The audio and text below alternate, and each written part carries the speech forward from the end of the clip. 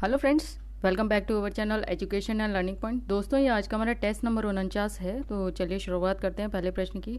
पहला प्रश्न है हमारा, धौलावीरा और लोथल की प्राचीन हड़प्पा बस्तियां वर्तमान भारतीय राज्य में स्थित हैं। तो कहाँ पर स्थित है? तो वो स्थित हैं गुजरात में। Option A is correct. अगला प्रश्न है, प्रश्न संख्या है 2। वर्ष 2014 में भारत को आधिकारिक तौर पर निम्नलिखित में से किस बीमारी से मुक्त घोषित किया गया था? तो वो घोषित किया गया था 2014 में पोलियो से, पोलियो फ्री। अगला प्रश्न है, प्रश्न संख्या हमारी 3। मुगल बादशाह अकबर के किस वित्त मंत्री ने देहसाला नामक कराधान की प्रणाली शुरू की थी? तो ये जो देहसाला नाम की जो कराधान की प्रणाली थी वो किसने शुरू की थी? तो वो की थी राजा टोडरमल ने। Option D is correct. इसको ये जो देहसाला है, देहसाला जो कराधान की जो प्रणाली है, इसको जब्ती भी कहा जाता था, जब्ती या देहसाला। तो इसका जो आंसर है ऑप्शन डी इज करेक्ट। अगला प्रश्न, प्रश्न संख्या है 4। किस संविधान संशोधन के द्वारा रियायतों को पूर्व शासकों की उपाधियों और विशेषाधिकारों को समाप्त कर दिया गया? तो वो किया गया 26वें। Option A is correct. अगला प्रश्न, प्रश्न संख्या है 5।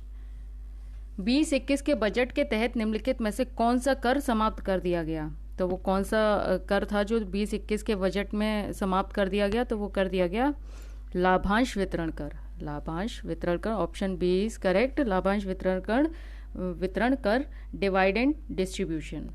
अगला प्रश्न हमारा, प्रश्न संख्या है 6। निम्नलिखित में से कौन सा स्मारक उत्तर प्रदेश में स्थित नहीं है? तो इनमें से कौन सा स्मारक है जो उत्तर प्रदेश में स्थित नहीं है? तो वो स्थित नहीं है जहांगीर का मकबरा। Option A is correct. जो है हमारा, ये उत्तर प्रदेश में स्थित नहीं है, ये स्थित है हमारा पाकिस्तान में, पाकिस्तान में स्थित है। बाकी ये आगरा में है, उत्तर प्रदेश में है ये तीनों। अगला प्रश्न हमारा, प्रश्न संख्या है 7। द अल्केमिस्ट पुस्तक निम्नलिखित में से किसने लिखी? द अल्केमिस्ट जो पुस्तक है, इनमें से किसने लिखी? तो वो लिखी है पाउलो कोएल्हो ने, पाउलो कोएल्हो ने।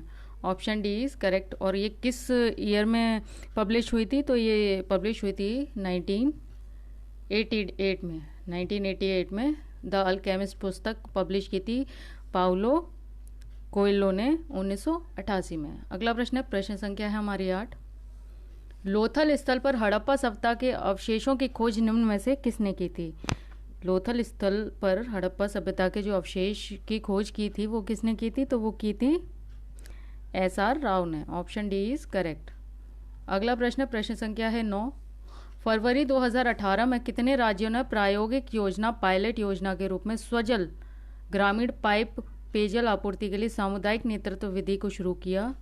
तो वो किसने किया, कि मतलब कितने राज्यों में किया गया?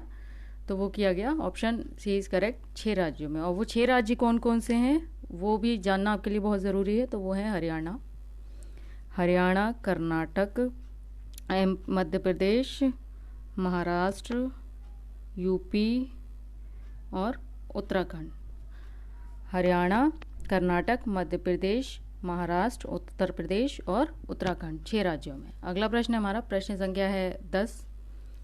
रेपसीड मस्टर्ड का राष्ट्रीय अनुसंधान केंद्र भारत के निम्नलिखित में से किस राज्य में? रेपसीड क्या होती है? वो जो आपको उसमें बोला जाता है सरसों, काली सरसों या प्लाहा शायद बोला जाता है। जहाँ तक है मैंने सुना है सरसों ही बोला जाता है उसको। रेपसीड मस्टर्ड का जो राष्ट्रीय अनुसंधान केंद्र है भारत के निम्नलिखित में से किस राज्य में स्थित है? तो वो स्थित है हमारा किस राज्य में? राजस्थान में। Option A is correct. अगला प्रश्न है, प्रश्न संख्या है 11। निम्नलिखित में से कौन सी सिक्किम राज्य की पारंपरिक नृत्य शैली है? तो कौन सी है वो नृत्य शैली है सिक्किम की जो पारंपरिक है? तो वो है चुटकी नृत्य शैली। Option B is correct. अगला प्रश्न है, प्रश्न संख्या है 12। भारत में राष्ट्रीय उपभोक्ता दिवस किस दिन मनाया जाता है? राष्ट्रीय उपभोक्ता दिवस भारत में किस दिन मनाया जाता है? तो मनाया जाता है 24 दिसंबर को। Option D is correct. और ये जो राष्ट्रीय उपभोक्ता दिवस है, इसका जो उद्देश्य है वो क्या है मनाने का? देश के सभी उपभोक्ताओं के हितों की रक्षा करना और उन्हें अलग अलग तरह के शोषण से बचाना इनका उद्देश्य है। तो ये मनाया जाता है, ऑप्शन डी इज करेक्ट, 24 दिसंबर। अगला प्रश्न है, प्रश्न संख्या है 13। प्रवर, मंजीरा और मनेर नदियां नदी की दाहिनी सहायक नदियां हैं। तो कौन सी नदी है? तो वो है Godavari. Option D is correct. अगला प्रश्न है, प्रश्न संख्या है 14। किस वर्ष नेपाल में राजतंत्र को समाप्त कर दिया और एक लोकतांत्रिक गणराज्य के रूप में उभरा? तो इसका आंसर क्या होगा? इसका आंसर होगा 2008 में। Option B is correct. हमारा अगला प्रश्न है, बात कर लेते हैं अगले प्रश्न की। प्रश्न संख्या है 15। सीता वॉरियर ऑफ मिथिला पुस्तक के लेखक निम्नलिखित में से कौन है? सीता वॉरियर ऑफ मिथिला पुस्तक के लेखक निम्नलिखित में से कौन है? तो वो हैं Amish Tripathi. Option D is correct. इन्होंने कब ये पुस्तक, जो बुक थी, ये पब्लिश कब की थी? ये की थी 2017 में। अगला प्रश्न हमारा प्रश्न संख्या है 16। सर्वोच्च भारतीय नागरिक पुरस्कार भारत रत्न निम्न में से किस वर्ष में आरंभ किया गया था? तो ये आरंभ किया गया था, जो भारत रत्न, जिसको सर्वोच्च भारतीय नागरिक पुरस्कार के नाम से जाना जाता है, भारत रत्न, इसको कब, किस वर्ष में आरंभ किया गया? तो किया गया 1954 में। 1954 में। Option C is correct. अगला प्रश्न हमारा प्रश्न संख्या है 17। 1756 में सिराजुद्दौला के बाद बंगाल का नवाब बना, कौन बना 1756 में सिराजुद्दौला के बाद बंगाल का नवाब? तो बना Alivardi Khan. Option A is correct. अगला प्रश्न प्रश्न संख्या है 18। अगस्त 2021 में निम्न में से किस बैंक ने श्रीनगर की डल झील में एक हाउस बोट पर तैरता हुआ एटीएम खोला? यानी कि फ्लोटिंग जो एटीएम होता है तैरता हुआ, तो वो खोला अगस्त 2021 में। पहला श्रीनगर में डल झील में एक हाउस बोट तैरता हुआ एटीएम किसने खोला? तो वो किस बैंक ने खोला? तो वो खोला भारतीय स्टेट बैंक ने, एसबीआई ने। भारतीय, option C is correct. State bank ने खोला डल झील में तैरते हुए डाकघर, मतलब डल झील में तैरते हुए। इसमें इससे पहले फ्लोटिंग एक पोस्ट ऑफिस भी था, फ्लोटिंग पोस्ट ऑफिस भी खोला गया था। उसके बाद ये सेकंड नंबर पे खोला गया है एसबीआई का एटीएम। अगला प्रश्न हमारा प्रश्न संख्या है 19। निम्नलिखित में से किस डेट को विश्व एड्स दिवस मनाया जाता है? किस तारीख को विश्व एड्स दिवस मनाया जाता है? तो वो मनाया जाता है 1 दिसंबर को। Option C is correct. अगला प्रश्न हमारा प्रश्न संख्या है 20। भारत के संविधान के किस अनुच्छेद द्वारा अस्पृश्यता को समाप्त कर दिया गया और किसी भी रूप में इस प्रथा का प्रचलन निषिद्ध किया गया है? तो इसका आंसर क्या होगा? मैंने कुछ थोड़ी देर पहले ही आपको इसका आंसर बताया था। भारत के संविधान के किस अनुच्छेद द्वारा अस्पृश्यता को समाप्त कर दिया गया और किसी भी रूप में इस प्रथा का प्रचलन निषिद्ध किया गया? तो इसका आंसर होगा option A is correct, article 17।